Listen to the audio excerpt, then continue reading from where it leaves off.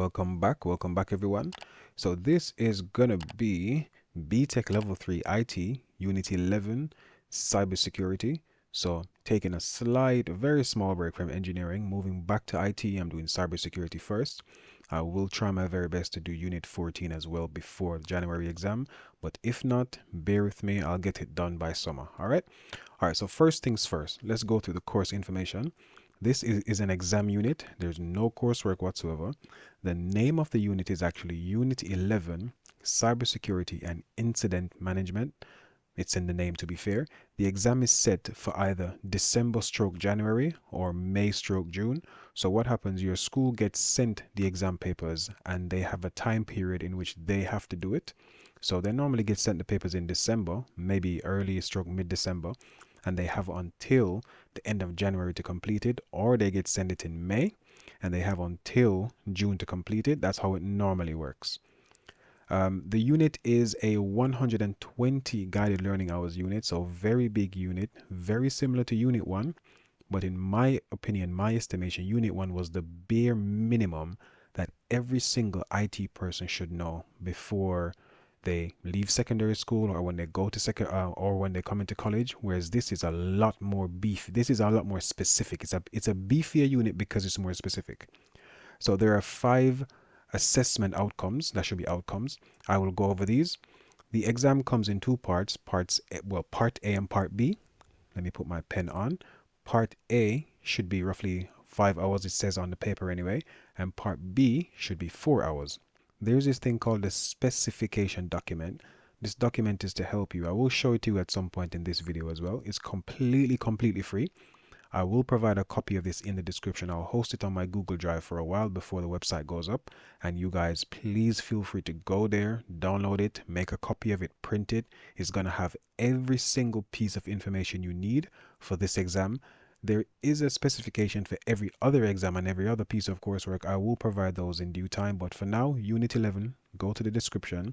You're probably going to see something labeled Unit 11 Spec or Unit 11 Specification. Click on it. It's going to be a PDF, and I'm going to show you what it looks like and maybe how to use it as well. So the assessment outcomes are, again, this is going to be on the spec. I literally just copied it from the spec. Assessment objective or outcome 1 is to demonstrate knowledge and understanding of technical language, security threats, system vulnerabilities, and system protection methods and implications resulting from successful threat. Again, I will explain all of this. Very wordy, not very clear, not very concise, but I will explain it. Assessment outcome 2 says apply knowledge and understanding of security threats, system vulnerabilities, and security protection methods and implications in order to risk assess systems and select appropriate tools to secure them. I will explain this again. AO3 is to analyze forensic evidence data and information to identify security breaches and manage security incidents. AO4, evaluate protection methods and security documentation to make reasoned judgments and draw conclusions about their efficacy. AO5, be able to plan a secure computer network and manage security incidents with appropriate justification. This just means why. We always need to know the why. So those are the assessment outcomes. These are the things that you will have to do on the exam. These are very badly worded for 16, 17, 18-year-olds who are just being introduced to IT, in my opinion. But that's why I'm here to help. I'm going to try and explain as clearly as I can. I think this is a cumulative unit. That means you will need information learned from other units to fully understand this one. For example, I think, as I've said before, Unit 1 is like the very basic, the most basic thing that every single person needs to learn before they approach any other unit. I think really and truly the only other unit you can do without knowing much about Unit 1 is probably Unit 3. Because that's social media, that's very theory heavy, that's very research heavy, not very IT, more businessy in my opinion. This is a massive undertaking. It's a big unit, very big unit. Again, 120 guided learning hours. So similar to Unit 1, Unit 2, I believe Unit 3, don't quote me on that, I don't remember. This is supposed to be a look at the exam paper, not of the exam paper. So as I said here, I want to jump straight in. You will get the exam paper and some templates to fill in. That's in the exam. That's what you're going to get. So for example, you have your part A and you're going to have the exam paper in front of you, and they're going to give you some templates on a PC. So this is a PC based exam. This is not going to be like unit 1 where you sit and write everything. It's going to be like unit 2 where you're given an exam paper in front of you and you have to do some work on the PC in a Word document, in a template, and at the end you submit those templates only. Part A, stuff you get.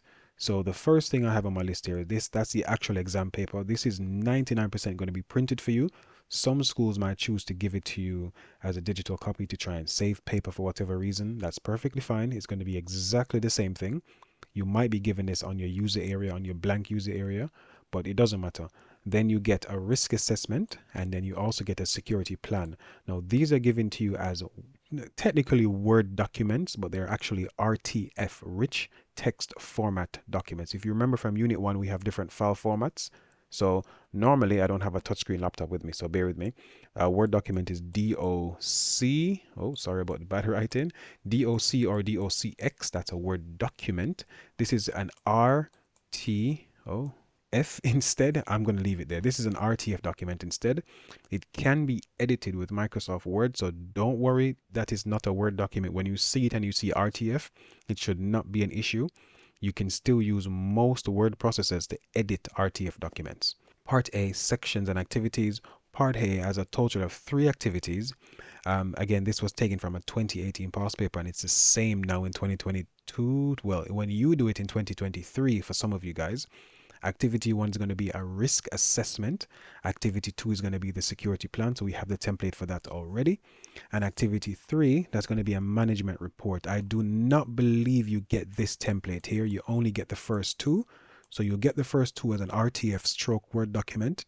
You're going to fill those in and you're going to export them as PDF documents. But I'm going to show that entire process as well. And activity 3, you don't get that one. Part A again, well, I mentioned it here actually. You get activity 1, activity 2, but you do not get activity 3. Part B stuff. So for part B, we have 2 activities. We get the exam paper again, and this is the template that we get. And what we get for what we have to do, for activity B, or for part B of the exam paper, is we have to do an incident analysis and we have to do a security report. These are the 2 activities which we have. Now, this does take quite a while. I believe activity B or part B, the second exam paper. Okay, let me just say exam paper 1, exam paper 2. It comes in 2 parts, paper B and paper A. Paper B is going to be, I believe, roughly 4 hours, as I said before, and paper A is roughly going to be 5 hours. For exam paper B, you only get the forensic analysis. You will have to create the other document, but it's not very hard. Again, I'm going to show you guys exactly how to do that, so please don't worry. This is, as I've mentioned, a big unit. There's a lot to learn. You do not have the time. I don't have the time to go over all the content you have to learn.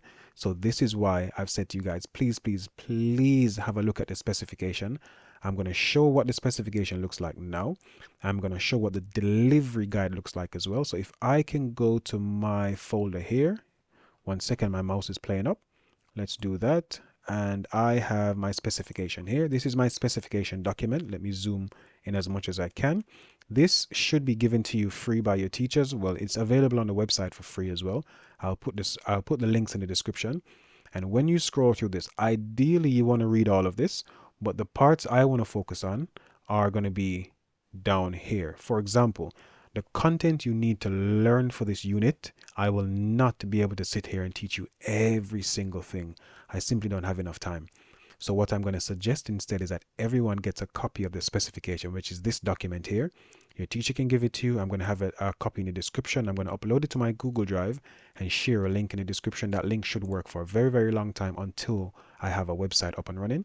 What I've said here is show example internal and external threats. This is going to be from the spec. Let's just say for argument's sake, right? You have no information. You don't know where to go to find anything. The spec is where you go. If you look here, I'm going to try and highlight it here. It says understand how internal threats occur, including, and it gives you a list of things. And then the second bullet point says understand how external threats function, including, and it gives you a list of things, right? This list here from A1, let me zoom out and scroll down from A1, A2, A3, all the way down to the very end of this document, which I am going to share with you guys, shows you every single thing you need to know for this exam.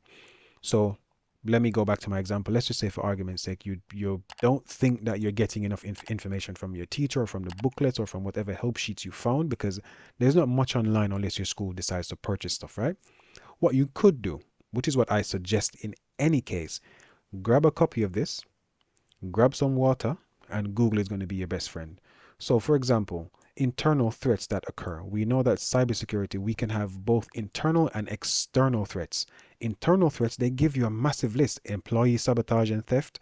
And again, if you have a basic understanding of the English language, this should be relatively easy to understand. But if you don't, that's perfectly fine.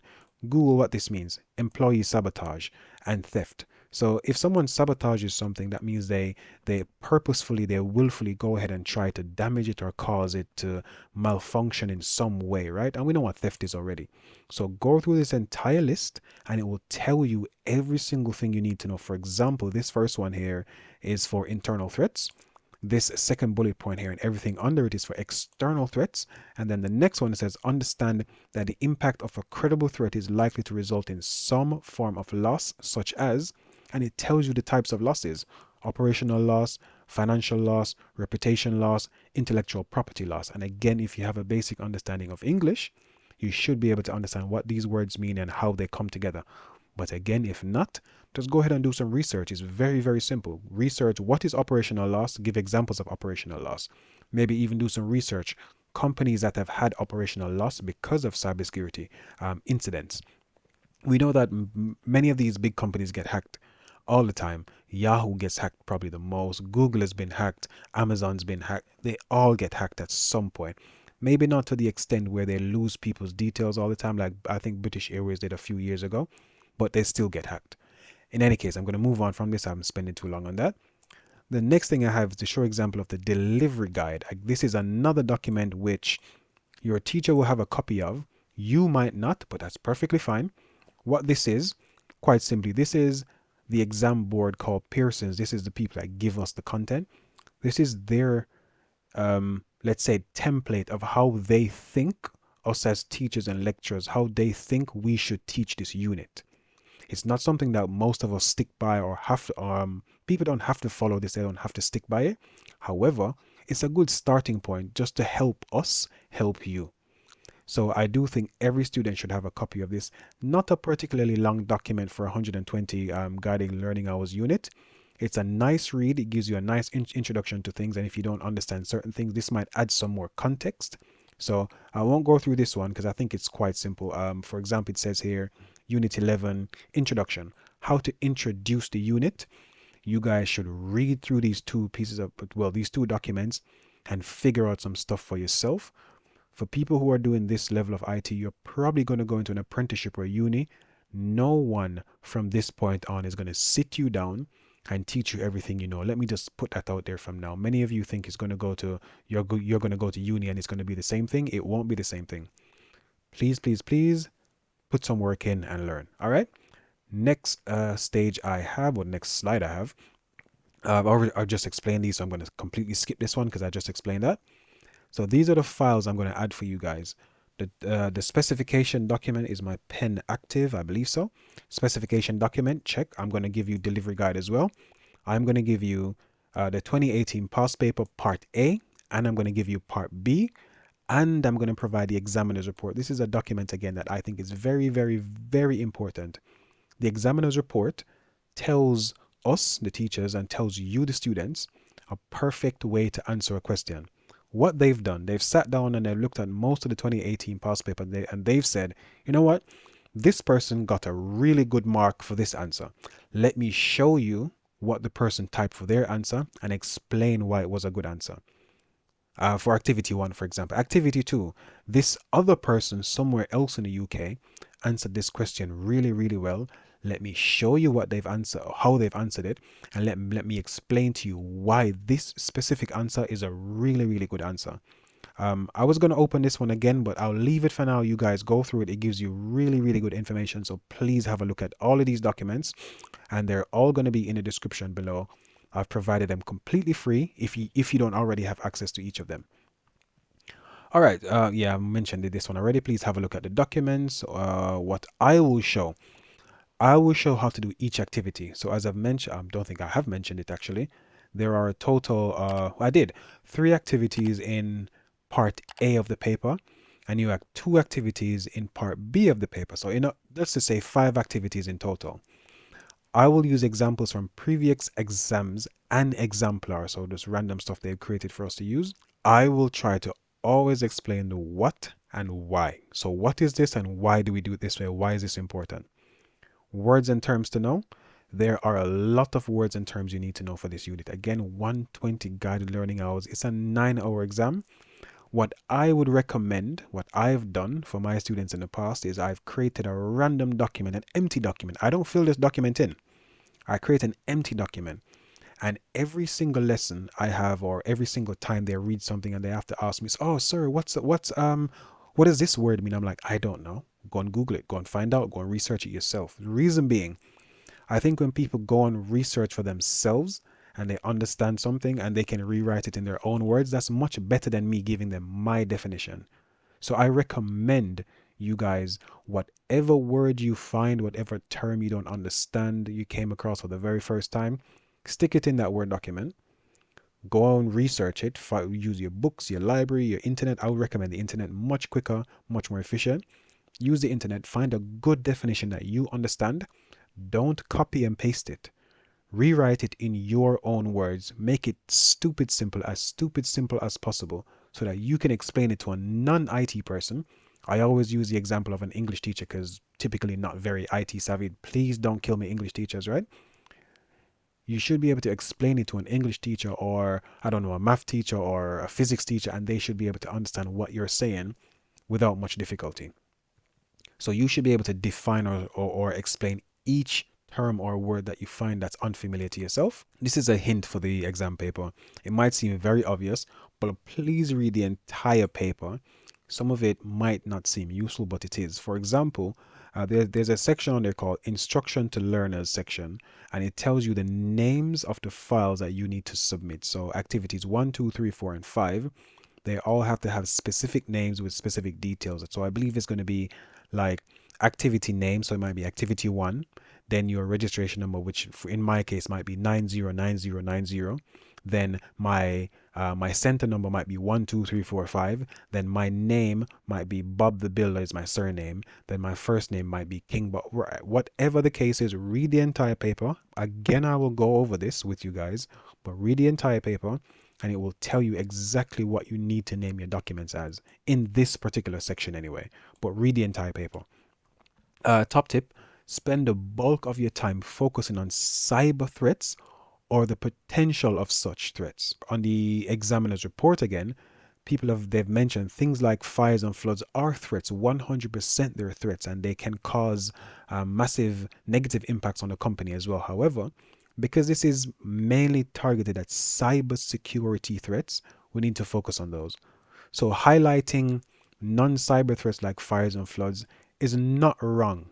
However, getting too detailed is a waste of your time. You don't want to speak about how a fire could break out and how a fire could do this and how a fire could do that, when you need to spend that time looking at the cybersecurity threats and how to solve those issues. The fire issues are typically relatively easy one to solve, right? And same for flood. But the cyber issues, that's why you're here. You're a cybersecurity specialist, not just a risk assessment person, right? You're a cyber specialist. Templates. Okay, show the templates given for parts A and B. All right, let me do that now. So if I go into my past papers and I go into 2018, I'm going to go into this one here, and the template we get is called risk assessment. That's the first one.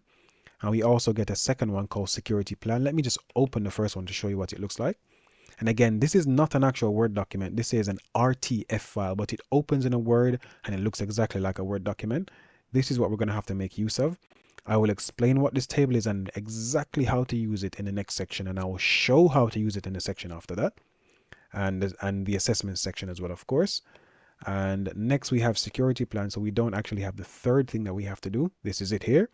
I will again show all of this. I just wanted to show you guys everything that you will get in the exam.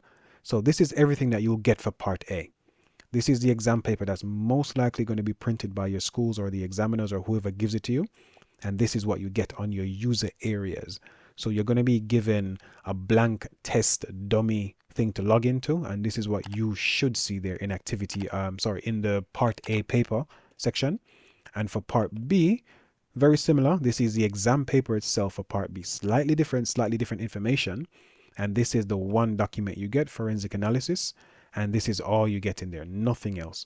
But again, I will go through all of this if I can by January anyway. It's now December 24th, 2022.